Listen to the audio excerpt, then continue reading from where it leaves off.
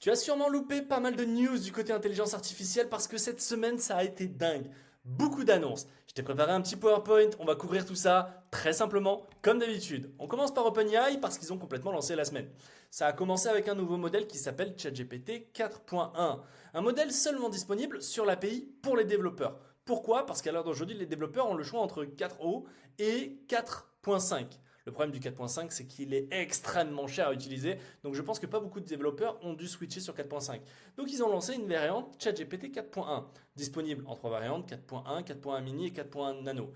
La plus grosse nouveauté, c'est les 1 million de tokens. Jusqu'à présent, ce n'était pas le cas du côté d'OpenAI et c'était quasiment un standard sur les autres intelligences artificielles. Et c'est surtout une grosse économie de coûts de manière générale. Donc pour les développeurs, c'est un très très bon modèle. Malheureusement, pas disponible sur ChatGPT. Qui dit modèle 4.1, on va faire un petit retour en arrière. Le 4.5 est retiré de l'API d'ici fin juin. Parce que le 4.5 est beaucoup trop cher à utiliser et je pense que peu de développeurs, encore une fois, doivent l'utiliser. Il devrait, selon les dires d'OpenAI sur Twitter, rester disponible sur ChatGPT encore un moment. Mais bon, ça reste quand même un modèle très très chéros à utiliser. Et autant te dire que le nombre d'utilisations qu'on a le droit avec un Pro Plus sur ChatGPT, c'est quasiment nul. Du côté fun, on a une analyse vocale, une reconnaissance et génération de vocalisation de dauphin. Donc ça c'est le petit cute de la semaine. On sait qu'on a toujours eu une passion pour les dauphins, pour leur méthode de communiquer, et on a du coup une intelligence artificielle qui s'appelle Dauphine Gemma, qui est spécialisée pour la recherche au niveau des dauphins. On a eu un nouveau Gemini, alors on entendait parler depuis un petit moment, c'est le Gemini 2.5 Flash. Et c'est un petit peu un pied d'honneur à OpenAI, parce qu'OpenAI sur son ChatGPT 5 a dit que ChatGPT 5 serait un mix entre ses modèles 4O et ses modèles O3, donc les modèles qui réfléchissent et les modèles standards. Là, on a un 2.5 Flash qui est tout simplement baptisé contrôle du thinking budget. Donc il va s'adapter en fonction de ton budget, en fonction de ton utilisation. Il va savoir en fonction de ta demande s'il doit utiliser un modèle standard ou s'il doit utiliser un modèle qui va réfléchir. Et tout ça dans le même modèle.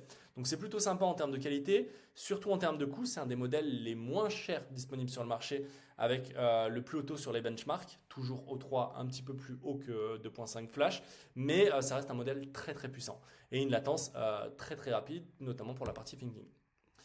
Le MIT essaye de fiabiliser le code généré par IA. Il y a eu pas mal de news, notamment sur les guidages des LLM, sur les résultats. Je te laisse le faire. On parle beaucoup en ce moment de code généré par IA, notamment parce qu'OpenAI a aussi annoncé Codix, qui est un agent qui te permet de créer du code.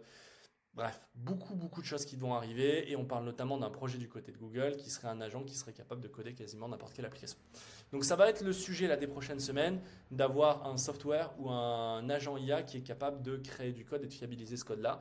Et encore une fois, toute la question c'est est-ce que l'intelligence artificielle est capable ou pas de générer un code suffisamment fiable.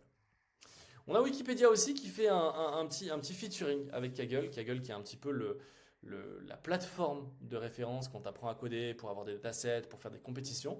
Et donc il y a un petit match-up Kaggle Wikipédia très très sympathique. Je te laisse le voir si ça t'intéresse. Je suis pas sûr que ça intéresse beaucoup d'entre vous, donc je vais passer rapidement. Et on a la grosse nouveauté qui est arrivée mercredi soir, qui est OpenAI qui lance finalement et enfin le modèle O3, le modèle O4 mini. Autant te dire que ces modèles sont juste incroyables. Pourquoi? Parce qu'ils ont été créés, ils ont été entraînés pour utiliser nativement tous les outils de ChatGPT. La vision, le search, Canva, la génération d'images. Ce qui fait que les modèles sont capables non pas seulement de réfléchir, mais ils sont pour une fois par rapport à O1 et par rapport à O1 mini, vraiment capables de raisonner et de réfléchir. Je te prends un petit exemple, je l'ai testé sur des échographies, Il va prendre l'échographie, il va l'analyser sur des cas un petit peu vraiment très spéciaux avec des problèmes de rachis, etc. Je t'épargne le langage un peu chaud. Il va prendre l'échographie, il va la zoomer, il va la découper, il va réfléchir, il va potentiellement faire des recherches sur le web pour aller compléter son raisonnement et il va te sortir la bonne réponse. Pour 5 échographies, il a réfléchi quasiment 10 minutes et il m'a sorti des réponses et des explications vraiment pépites. Et c'est le même problème si par exemple tu as un problème dans ton code et que tu lui demandes de débugger ton code, il va pas seulement réfléchir avec sa base de données, il va pouvoir utiliser la vision bien entendu, mais pour du code c'est pas forcément super utile, mais il va potentiellement pouvoir aller faire une recherche sur le web sur Stack Overflow pour aller rechercher des problèmes ou des solutions similaires. Ce qui fait que ça agrandit sa capacité. L'utilisation entre le modèle O1 et O3 est quasiment similaire, mais par contre, la réflexion et l'output, le résultat que va donner O3 par rapport à O1 est incomparable. Et autant te dire que j'utilise là depuis 3 jours les modèles quasiment non-stop et c'est un vrai bonheur. J'ai un vrai coup de cœur pour ces modèles. Et bien entendu, il y a la partie agent, dont le premier agent qui a été plus ou moins dévoilé, c'est très simple, c'est Codex. Mais voilà, OpenAI qui se lance vers les agents. On a beaucoup de rumeurs aussi du côté d'OpenAI qui va potentiellement commercialiser des agents où ils vont facturer ça plusieurs milliers d'euros. On attend de voir, mais en tout cas, les modèles O3 et O4 sont de très très bons modèles. Nvidia, ah bah alors là, c'est du côté de Trump, hein.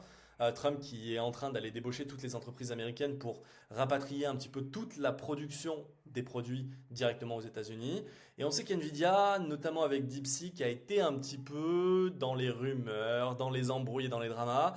Donc Nvidia est en train de construire des supercalculateurs IA made in USA. Ça veut dire qu'ils vont un petit peu rapatrier la production locale, notamment pour les puces Blackwell, fabriquées en Arizona, les puces iSMIC assemblées au Texas, et essayer de renforcer pour créer de nouveaux emplois aux États-Unis. C'est un peu le même deal qu'Apple avait signé il y a quelques semaines avec Trump pour pouvoir rapatrier une partie de la production des iPhones. Qu'est-ce que ça va donner? Est-ce que ça va augmenter les coûts? Est-ce que ça va... Tout ça, je vous avoue que je ne peux pas le prédire pour le moment, mais du côté des États-Unis, ça bouge beaucoup. Il y a eu aussi toute la partie tarif qui a animé ces 2 dernières semaines, ce qui fait que potentiellement produire en Chine n'est plus forcément la bonne idée du côté des entreprises américaines. Mais encore une fois, entre le moment où il y a des investissements qui sont faits et le moment où les premiers produits vont sortir directement des États-Unis, il va falloir quand même quelques mois, quelques années. Et bien entendu, le plus gros drama, parce qu'on termine toujours la vidéo par un drama, c'est ChatGPT, la vie privée, la reconnaissance d'image. Ça fait beaucoup débat parce que tout le monde a commencé à envoyer des photos de ses chats. Bon, ça va si c'est des photos de chats, ça va. Mais potentiellement des photos de toi, des photos de ses enfants, de sa famille, pour les transformer en Gilby, pour les transformer en animé, pour faire tout et n'importe quoi avec de la reconnaissance d'image. Ce qui fait que ça donne quand même quelques questions. Est-ce que si tu envoies une photo du lieu où tu habites et qu'il est capable de le reconnaître, qu'est-ce que ça dit de ta vie privée? Est-ce qu'il y a des problèmes de fuite d'image si tu envoies certaines photos sur ChatGPT pour faire des choses pas forcément licites? Bref, beaucoup de débats sur la vie privée. Autant te dire que c'est pas fini, surtout qu'il y a des rumeurs que ChatGPT est en train de potentiellement de travailler sur un réseau social. On sait que du côté de Meta et du côté de XIA, Grok, on entraîne littéralement les intelligences artificielles directement sur les différents réseaux sociaux.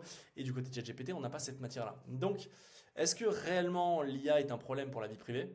En fonction de comment tu l'utilises, j'ai envie de te dire oui, parce que toutes tes conversations sont stockées. Il y a eu notamment maintenant du côté de Google et du côté d'OpenAI, même si c'est pas encore disponible en France à cause des lois européennes, cette notion de mémoire infinie. Ma foi, je peux pas vous dire plus que faites attention à ce que vous partagez sur les réseaux sociaux. Mais ce débat-là, comme pour le débat écologique qu'on a eu, qu'une image générée par ChatGPT, ça consommait des litres, c'est pas des litres et des litres, mais c'est un autre débat. On va avoir tous ces débats-là, vie privée, écologie, gestion des données, souveraineté des données, notamment en Europe avec les lois et la manière dont on est éduqué avec la RGPD, ça va être un des sujets centraux. Voilà, je pense que je t'ai récap un petit peu toutes les news de la semaine. N'hésite pas à liker, n'hésite pas à t'abonner et à me dire ce que t'en penses. Et on se retrouve la semaine prochaine pour la même chose.